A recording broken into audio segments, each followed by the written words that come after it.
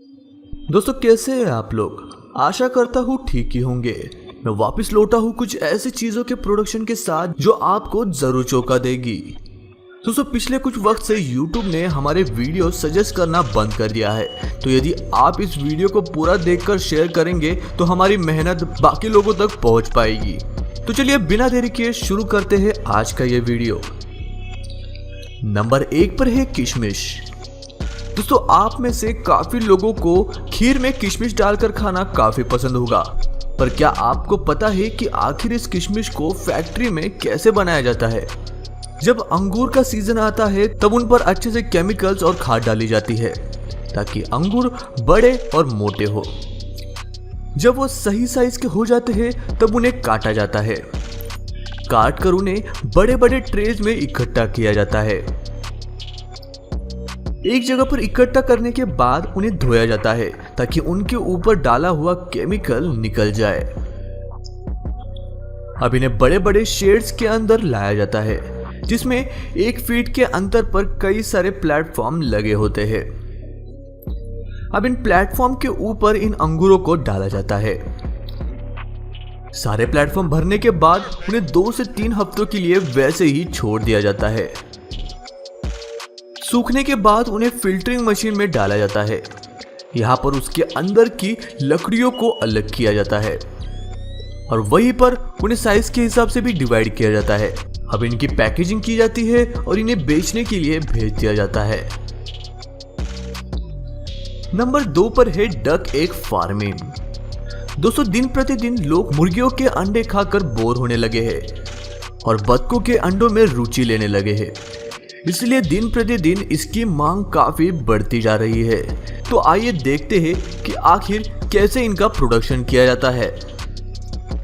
रात होने पर इन बतखों को एक शेड में रखा जाता है जहां पर वो अंडे दे सके और सुबह होने पर इन बड़े शेड्स के दरवाजे खोल दिए जाते हैं जहां से हजारों बतख बाहर निकलते हैं। इन्हें अच्छा इन्वायरमेंट मिले इसके लिए इनके शेड के बाहर ही पानी का बड़ा तालाब बनाया जाता है। सारे बतख बाहर जाने के बाद इस शेड के अंदर के अंडों को जमा किया जाता है। एक रात में ही यह बतख कम से कम 1000 से 2000 अंडे दे देते हैं। कभी कभार इन बतखों को खुले खेतों में भी छोड़ा जाता है जहां पर भी ये अंडे देते हैं। जब इतने सारे बतखों को एक जगह से दूसरी जगह ले जाया जाता है वो दिखने में भी काफी खूबसूरत लगता है।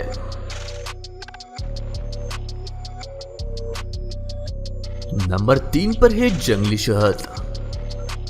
दोस्तों आजकल बहुत सारे हनी फार्म्स बन गए हैं जो शहद बनाते हैं, पर उस शहद को कई सारे केमिकल्स के साथ ट्रीट किया जाता है ताकि वो ज्यादा दिनों तक टिक पाए।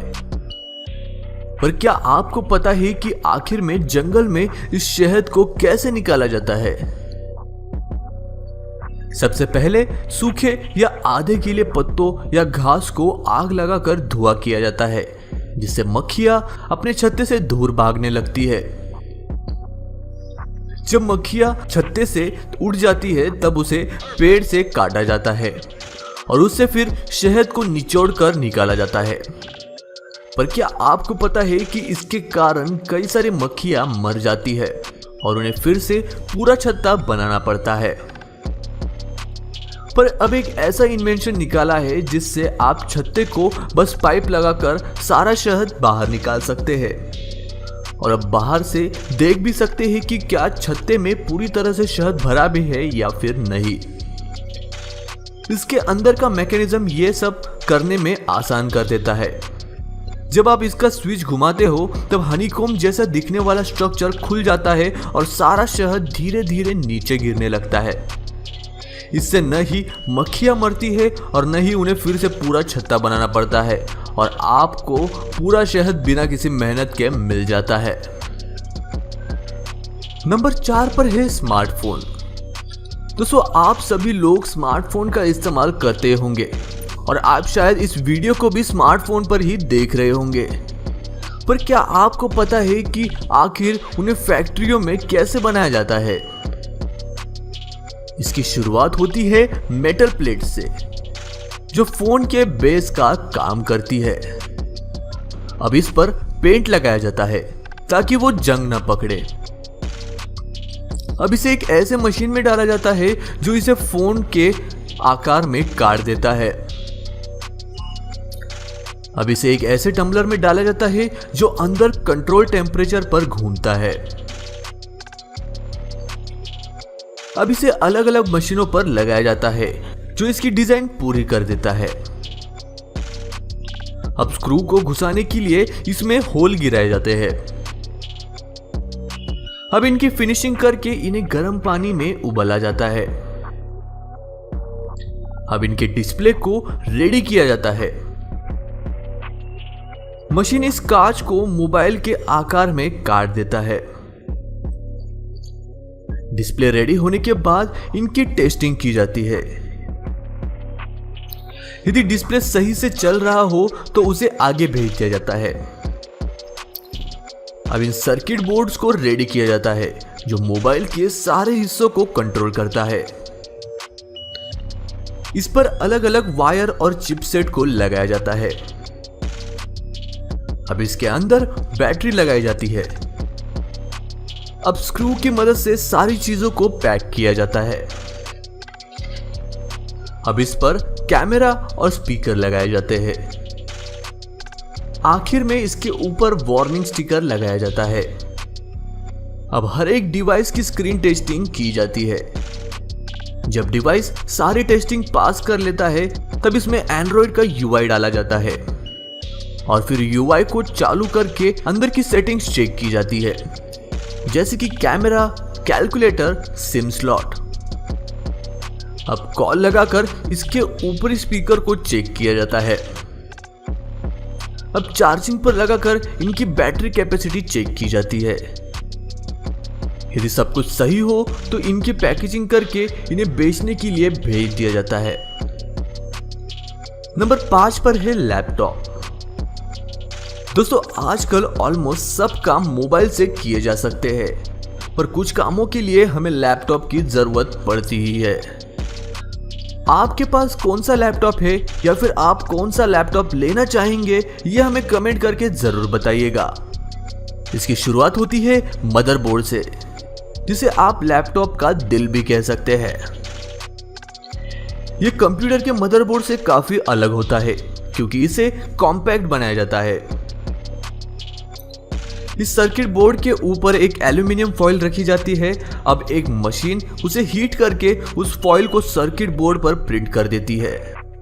अब एक कैमरा इसकी फोटो निकालकर कंप्यूटर को भेजता है ताकि कोई भी पैटर्न रह न जाए। अब यह बोर्ड 50 अलग अलग मशीन के नीचे से गुजरता है जो इस पर कई सारे अलग अलग कंपोनेंट्स लगाती है। अब अगला कैमरा ये चेक करता है कि सभी कंपोनेंट सही तरीके से सोल्डर हुए हैं या फिर नहीं। वही दूसरी तरफ टेक्नीशियन लैपटॉप के डिस्प्ले को तैयार करते हैं।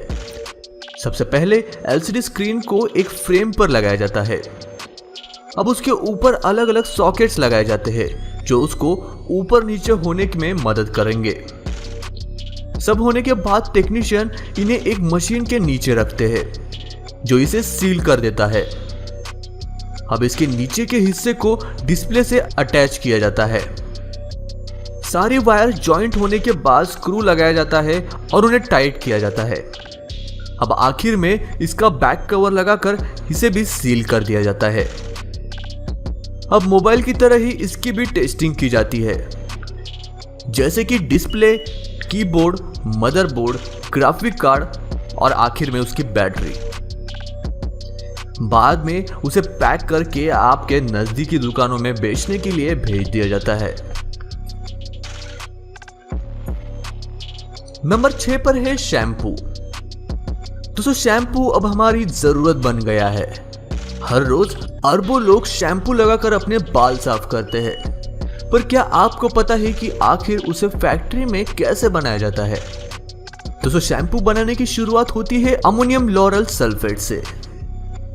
इसे एक बीकर में डालकर मेजर किया जाता है। अब दूसरे बीकर में ग्लाइकॉल डालकर उसे भी मेजर किया जाता है। अब बारी है अमोनियम क्लोराइड की। जो सफेद पाउडर आप देख रहे हैं वो अमोनियम क्लोराइड ही है। अब एक पानी के कंटेनर को रेडी किया जाता है। शैम्पू में 95% पानी ही होता है। अब उसमें पहले दिखाई गई सारी चीजों को डाला जाता है। अब उसमें शैम्पू का कलर डाला जाता है जो उसे अलग रंग दे देता है। नीचे एक ब्लेंडर घूम रहा होता है जो ऊपर से गिरने वाली हर एक चीज को मिक्स कर देता है। अब इसकी टेस्टिंग की जाती है। जब ये टेस्टिंग पास कर देता है तब प्लास्टिक की बोतल को रेडी किया जाता है। अब एक नोजल इन प्लास्टिक की बोतल्स में शैम्पू को भर देता है। अब उन पर ढक्कन लगाया जाता है। ढक्कन लगने के बाद उन पर लेबल लगाया जाता है और बाद में फिर उन्हें बक्सों में डालकर बेचने के लिए भेज दिया जाता है। दोस्तों, आपको ये वीडियो कैसा लगा ये हमें कमेंट करके जरूर बताइएगा। मैं मिलता हूँ आपको ऐसे ही और एक इंटरेस्टिंग वीडियो के साथ। तब तक के लिए नमस्कार। दोस्तों, वीडियो अच्छा लगे तो इस वीडियो को लाइक कर दो, चैनल को सब्सक्राइब कर दो और बाजू वाले बेल आइकन पर क्लिक करके ऑल का ऑप्शन सिलेक्ट कर लो। प्लीज सब्सक्राइब करना मत भूलना।